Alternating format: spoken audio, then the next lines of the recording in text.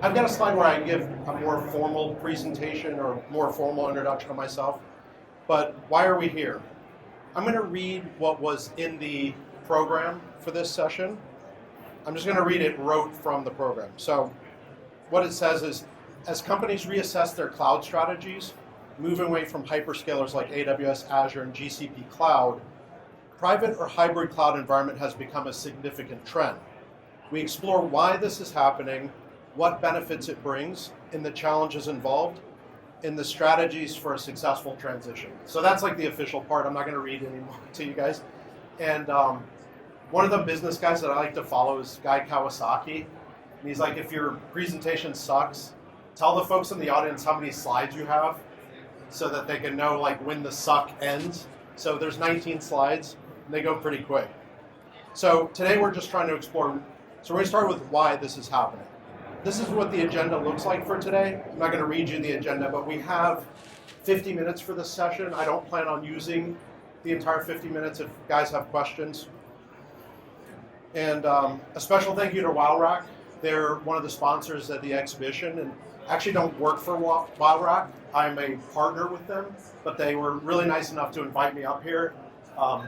They are an amazing hybrid private cloud provider, and they were nice enough to invite me to speak. I've struggled with a title for a long time, and I finally settled on Cloud and Data Center Economist. In my college era jobs, I was like the guy that was hired to do something not tech, who would come in and just be like completely annoyed that people were taking floppy disks out of computers to print their Word document in another room. They're like, oh, you know, the good printers in accounting. And then eventually I ended up getting into UUNet in 1999. And then that was kind of topsy-turvy. But anyway, because of merger and acquisitions, I ended up behind the doors of a bunch of companies doing what we used to call managed hosting. They were doing it, and there was a lot of merger and acquisition. So you can work for one company and end up being behind the doors of like 7 because they never really integrated well. So it was UUNet, and I went to a company called 7Space. 7Space was like the white label managed service providers behind the scenes at like Inflow, if you remember Inflow colocation, or AT&T.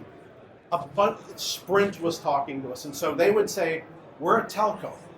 We don't even know what a server is because we can give you pipe all over the country, but we want in on this hosting. We want in on this .com boom. So behind the scenes, I worked for a company called 7Space as an engineer, and they'd bring me in and they'd be like, leave your business cards at home or in the car. And I would be the sales engineer, and the client's like, do you support Linux? Do you support Windows? Well, you know, what ERPs do you support? What do you know about JD Edwards? Nothing, but we can make sure the OS is great. So one of the craziest things was cable and wireless. I worked for cable and wireless in, not the network side, but the hosting division. Cable and wireless acquires Exodus, which had acquired Digital Island, which had acquired like 5 hosting companies. You get behind the scenes of that. And inevitably what I would end up doing is building pricing models. We go to clients and they're like, but here's what it looks like, and I'd price it out. So it's like, you go to the VAR, you get the hardware quote, you're working in the lease factor, you're building in the management costs. I mean, it's like 15 years of this, you start to see trends. Let me ask you a quick question. Anyone here in public cloud now? Cool. I'll try to tailor it to, and also on the same note, are you guys more on the engineering side?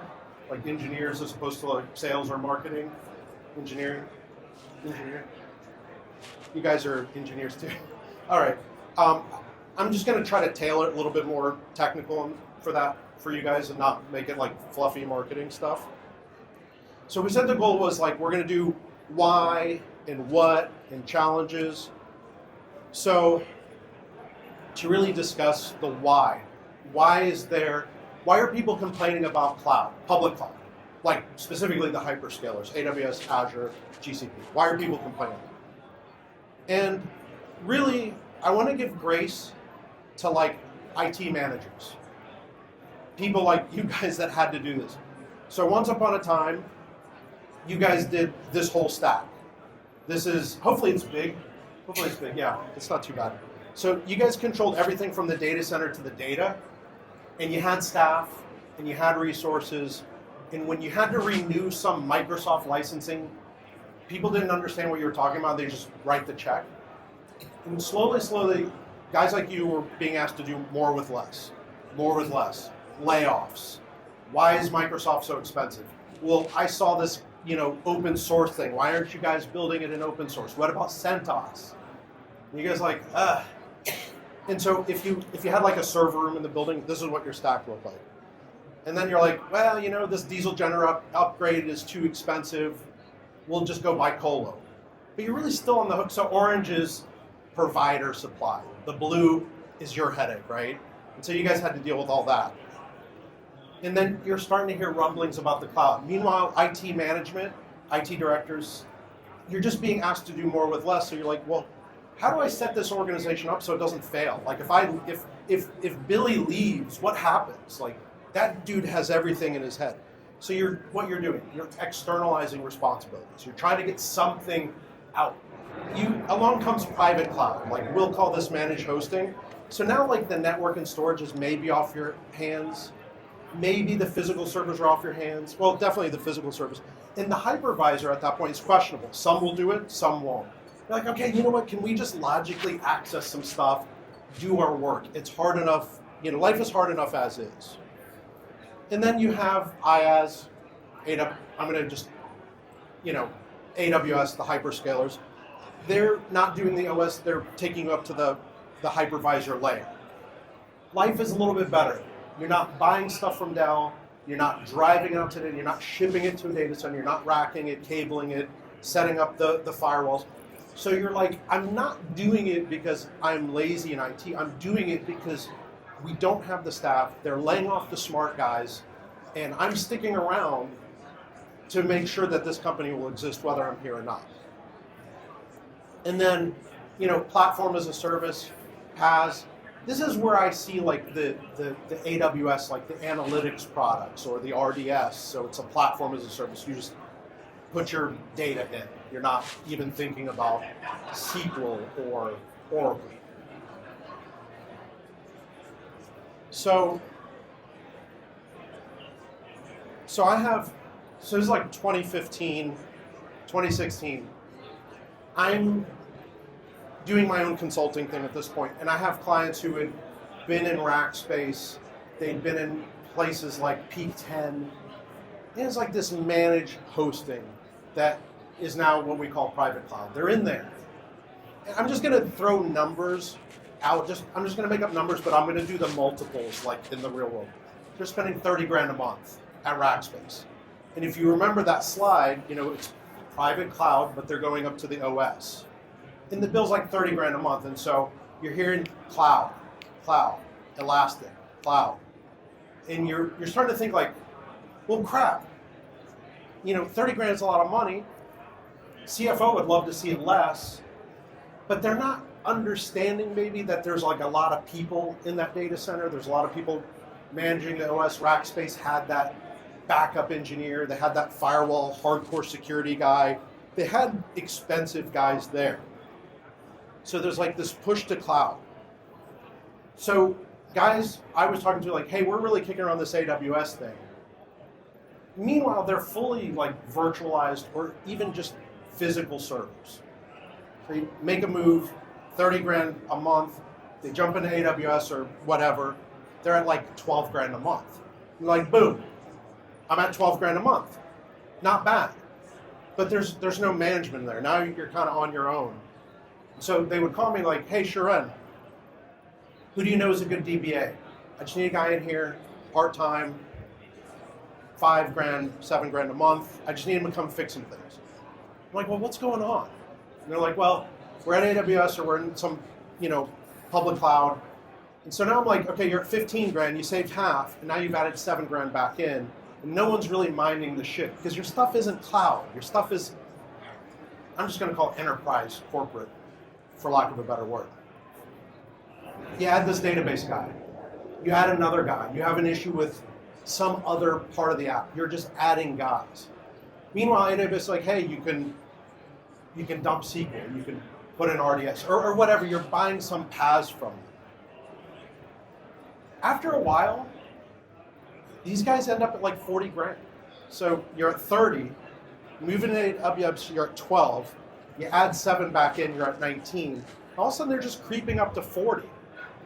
And I go in and I'm looking, Azure, this is Azure specific client, and they told me like, hey man, we went to Azure because they have a HIPAA component to their cloud, and our clients will be like, oh, you guys are in Azure, you'll buy our platform that deals with the medical industry. I'm like, okay, I can't argue with that. So now they're at 36 grand.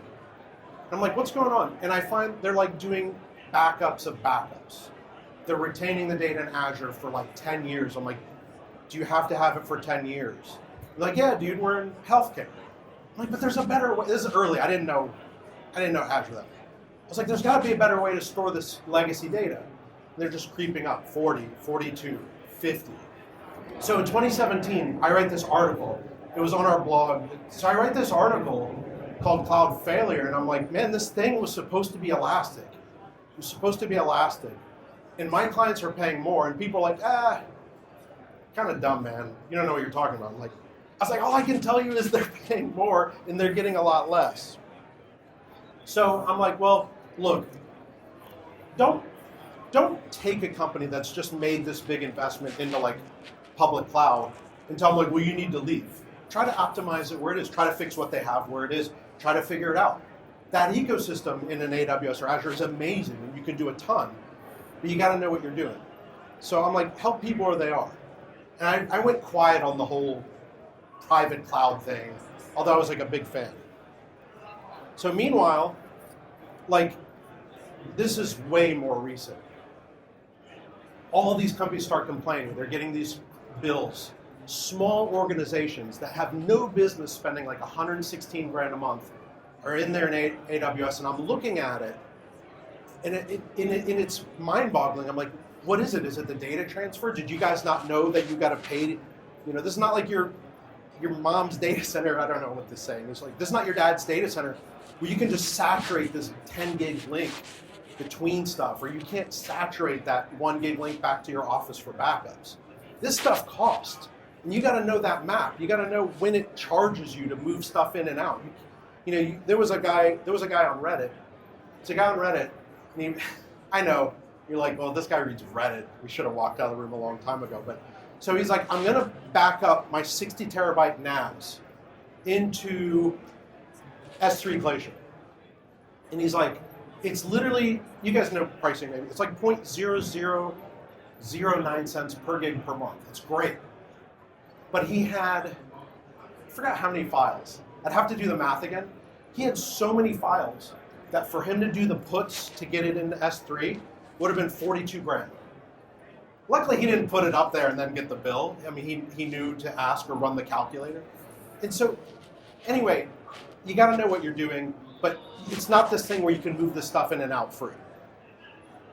Interesting enough, this article I've got on the screen, Amazon kind of gave up on microservices for this. I think it's the Prime streaming product they use.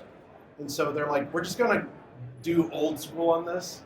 Even though they're like AWS, that's Amazon, right? So they're like, even those guys were like, we're just going to stream this video with like legacy hardware. I can send you guys a link to this. So what was the issue? What was the issue with some of these guys? You live in a townhouse. And you're on the city water. You're on the municipal water. And you're taking your shower, you're washing your car. You use 5 gallons, you pay for 5 gallons. That was like the promise of the cloud. But the people that came into cloud had heavy needs. They weren't like a townhouse. It was like you level the townhouse. This is like AI, by the way. I'm like, hey, AI, draw me a picture of townhouses being demolished and then a farm replacing it. And that's what it gave me. It's actually pretty decent. Anyway, so you demolish the townhouse. You're like, my family's always wanted a farm. We're going to be farmers. Demolish the townhouse, you build a farm. But you're still on city water. So you're paying like a utility. In 2024, I'm going to pick on AWS today. I'm sorry, anyone who's in AWS, I swear it's not. You can do amazing stuff in AWS, but you just have to fit it, right? The margin on AWS services in 2024 was like 38% is what they're reporting. So that margin, on top of the fact that it's metered, on top of the fact that we have guys spinning things up. Anyway, so you're running this farm, and now you're paying for metered water. What's that bill look like? Like maybe you have an economy of scale to be your own cloud. Maybe you're an AWS on your own. I have some SaaS guys out there. That are running a SaaS. They're like, Shared, our business model is the more they store with us, the more money we make. And we're adding a petabyte this year. And I'm like, can you do object storage? It's like a little cheap. No, we can't because the way the app is written, it's legacy. I need just good old fashioned, NFS mounts, whatever, blocked storage. No, I need it. So I'm like, $80,000, a petabyte, do the math, 8 cents per gig per month, like 80 grand a month. And all I did was store it. I didn't make another copy of it. I didn't back it up. I didn't secure it. 80 grand a month. Anyway, maybe some companies were never meant to be in the cloud because they're on a farm. There is a person that belongs on the farm, I think. Not on the farm, sorry. There's someone who belongs in the cloud. This is like uglychristmassweaters.com. I always use this example, and I heard that this company actually exists. It's like, I just imagine these guys in November and December are killing it. And I think it's like, obviously during the rest of the year, people are probably buying the sweaters all year, and people are returning sweaters in January because it's the wrong size. But let's just say, for instance, this site's dead from like January to like November. In November, December, they get clobbered. Modern architecture, it's scaling up, it's scaling back down. This is perfect for the cloud. Your baseline is here, and you burst up here, and your code actually contracts and expands. This is a great fit. But most of us aren't here. Most of us are like running something like some SaaS or some enterprise stuff. Like when you guys left this morning, you like get outside. Maybe you're like, well, the Christmas lights don't look that good in the daytime. No one can see them. They're LED. So what do? You just pull the plug, right? You pull the plug. You're gonna save the environment, save a couple cents in power. The way I look at enterprise applications, you're walking out of the house and you're like, you know what? I'm unplugging the refrigerator.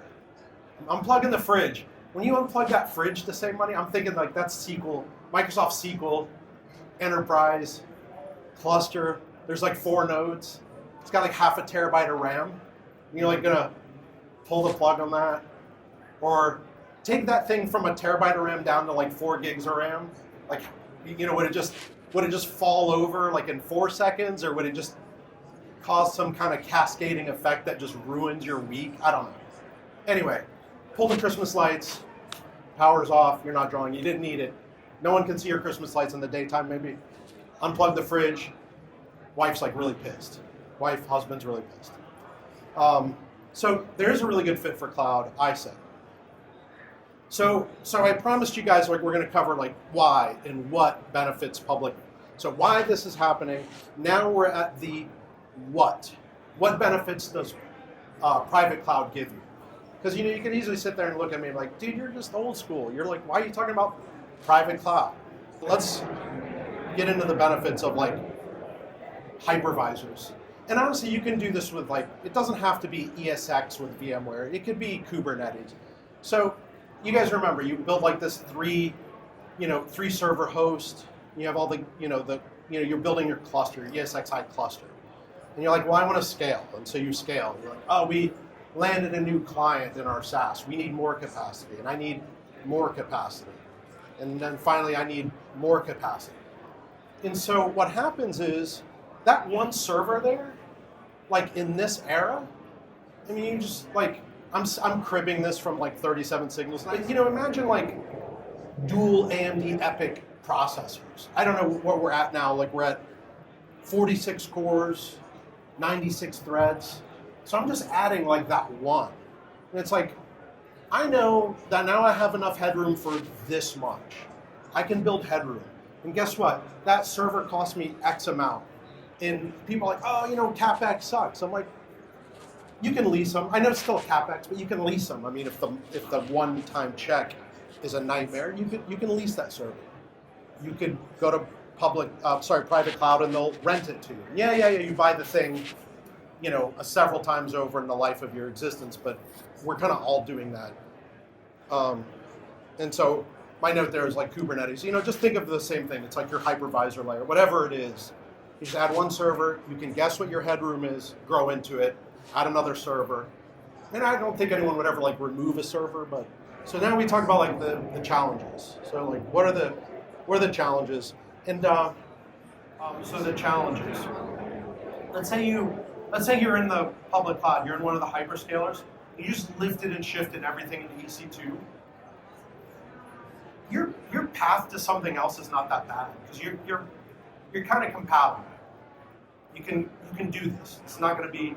But if you've really moved into that new place and you put your pictures on the wall, and you're using S3, you're using RDS, you're using Lambda, you've really started to make use of those AWS things, those AWS like PaaS, if you will, platforms. That's so hard to label it that. Your path out is challenging. And a lot of engineers are like, why would you do that? And I'm like, I don't know.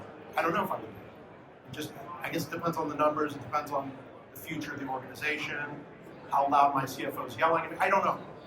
But I'm just saying, like, the challenge ahead of you is not fun because you just spent a bunch of money, like, undoing that EC2 lift and shift thing to get things in places that you don't have to fully manage.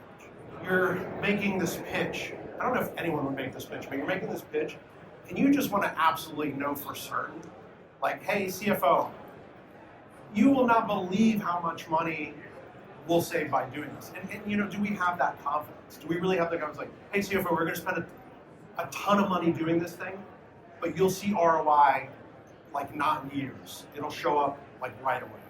Like the $116,000 a month bill from that one time. I don't think they need to be $1 over 30 grand a month just looking at their stuff.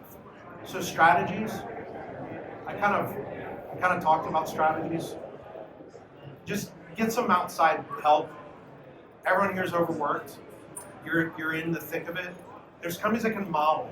They can just model what you have. They can look at the dependencies you have in the public cloud and just say, like, here's what it would probably look like, and here's what it probably would cost. So I would just say, seek assistance. And for that check you write, it's like nowhere near some like the bills that I've been seeing. An assessment of usage, but it can't be like a point in time. You guys know this better than me. Have someone look at this stuff. There's a bunch of tools. Most of them are free. 30 days. Look at this. Look at the usage over 30 days. And then I kind of alluded to this earlier. Figure out the dependencies. Like what is there that we have to de-hyperscalify? And again, this sounds really crazy. It sounds crazy. Like, you don't understand, man. We hated Microsoft SQL. RDS, man, we just got to like deal with the database. We weren't dealing with Microsoft clustering or figuring out the licensing for Microsoft. And then maybe in the end, your strategy is like you just don't move. You just optimize the hell out of it where it is. You really figure out what, if we're gonna be in this public cloud, like how do we get this elasticity out of it? Like, what do we do? And again, that's maybe another place you need help. There's the 6 R's. Everyone loves this. The 6 R's were like what you do to get into the cloud. The way you got into cloud, like you have to map that for the way out, right? So you guys know this stuff, but I just wanted to, so rehost. We were in VMware. We took these, virtualized instances. We put them into EC2, everything's fine. Stuck some security, everything's great. And then the replatform, like this is what I've been alluding to, you're like undoing something now instead of replatforming. Like we hate dealing with Microsoft SQL, so you're undoing that. Repurchase, do we need this legacy CRM? Like, can we just do Salesforce? That's the repurchase. Refactor, this is like the part that I don't want to be caught on record like saying like, yeah, you should re-engineer the app because this is a monstrous task. Retire, that's an easy one. Like, hey, we were acquired, they already have CRM, let's kill ours. And retain. do nothing. And that's where, if you do the nothing part, you just optimize the hell out of it in place. So we're at 30 minutes. And that's all I had. I was just going to see if there were questions, comments.